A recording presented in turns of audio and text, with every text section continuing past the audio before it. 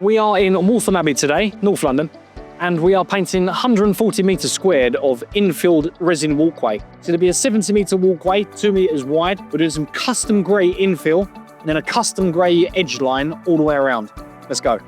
You can see we've started at the doorway. Got this area shot blasted already. I said 2 metres wide, all the way up here.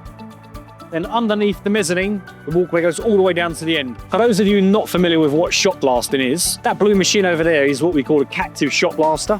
It's a fairly small but three-phase powered machine, and it essentially has a centrifuge in it, spins around really, really fast, drops these steel balls into the middle, then fires them down at the floor. The vacuum helps, sucks it back up into the system, separates it from the dust and the paint and the flakes. And what it does is essentially blast the floor, taking it from a very, very smooth finish to a slightly roughed up finish, which we call keyed. And this allows the paint to soak in to the porous surface and create a mechanical key. Otherwise it would peel off the glassy, sort of glossy finish.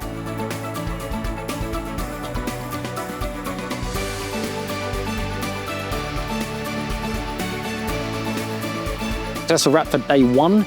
We've just finished the shot blasting, as you can see. So the line's pinged out, ready for tomorrow. So all that's left to do is to do some edge grinding around the columns and along the edges, get the tape down, and we're ready for the first coat of resin. Good morning, we are back at Waltham Abbey, day number 3, I believe. Today we are laying the dark grey base coat, trying to get 2 coats on. And this is a very special resin, it's called a polyaspartic. It's super fast curing.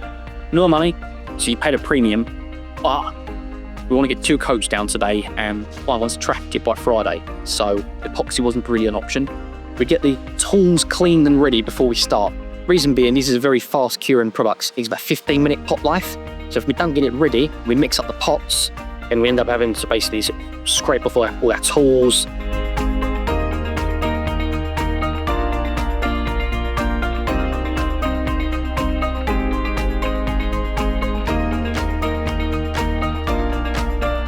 And in the roller to keep a little bead running along the edge, not pushing too hard, and we're a little bit in towards the skirting, it starts to dry out.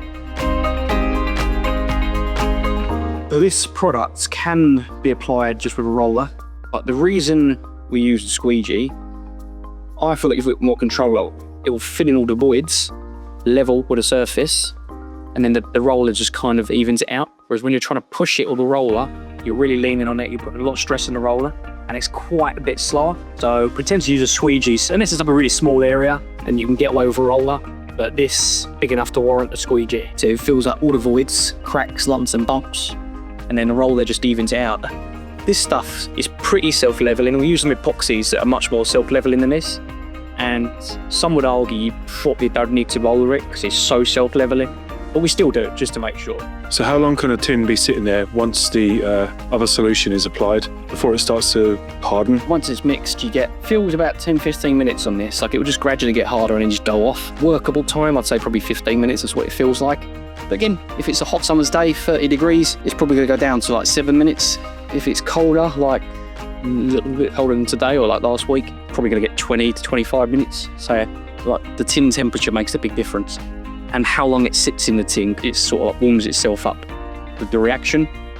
On the surface, a lot of the heat goes into the floor and into the air, so it doesn't harden as quick. Whereas in the tin, it doesn't have anywhere to go, so you tend to find it heats itself up and cures even faster. So that's why I want to keep it in the tin.